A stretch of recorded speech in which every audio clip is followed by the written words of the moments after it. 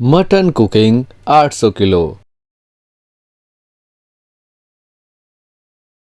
एक गांव में एक परिवार खाना बनाते हुए जीता था।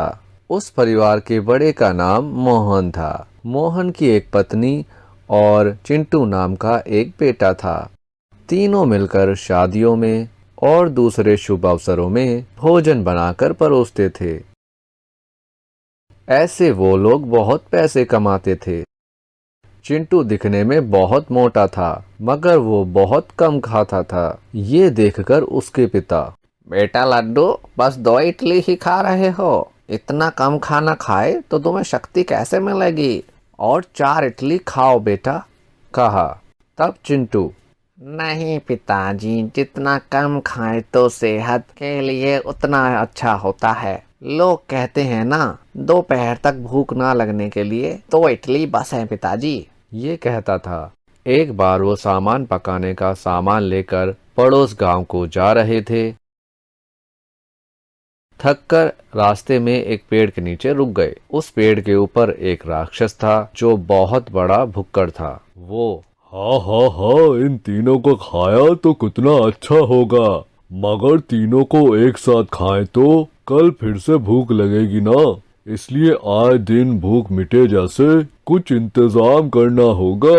सोचकर वो राक्षस ऊपर पेड़ से नीचे कूदकर चिंटू के अंदर घुस गया। अब मुझे खाने की कोई कमी नहीं रहेगी, जितना चाहे उतना खा सकता हूँ।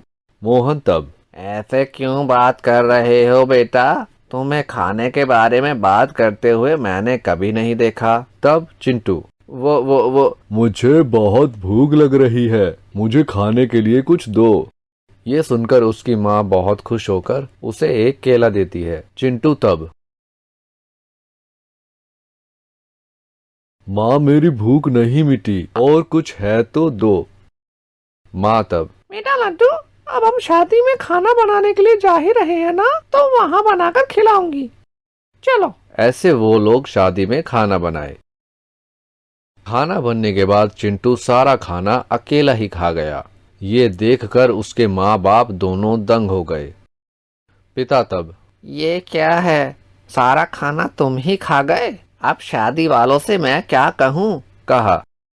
लड़की वाले आकर मोहन को खूब डांटे। लड़की के पिता, क्यों भाई मोहन, नाटक कर रहे हो क्या? तुम्हारा बेटा सारा खाना खा गया, ये हम कैसे माने, कहा। एक औरत, भोजन बनाए बिना ही बेटा खाया है कहकर कहीं ये झूठ तो नहीं बोल रहे हैं? हमारे दिए एडवांस के पैसे खर्च करके अब झूठ बोल रहे हो क्या? शराफत से सच बोलो, नहीं तो गांव में पंचायत रखूंगी, बोली।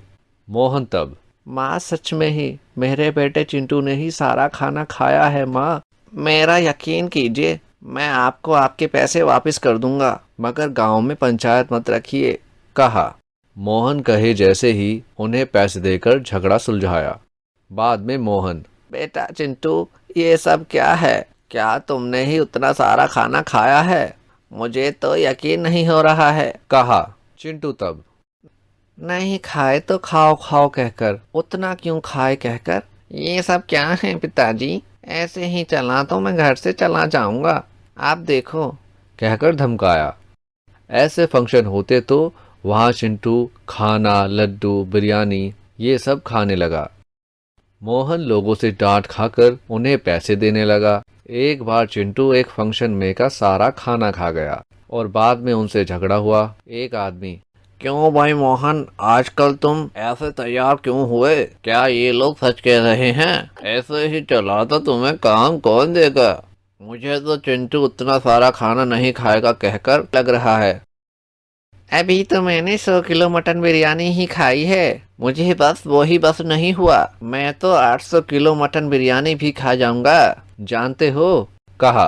वो आदमी तब, ओहो, तुम उतने बड़े सुरमा हो, तो देखेंगे वो सच है कि नहीं। मैं गांव में सबको बुलाऊंगा, उनके सामने ही 800 किलो मटन बनाऊंगा, तुम्हें उनके सामने खाना होगा। अगर तुम इसमें जीत गए, मैं तुम्हें 1 लाख रुपए दूंगा, कहा।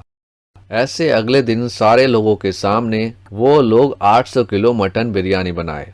चिंटू सबके सामने 800 किलो मटन बिरयानी को आसानी से खा गया।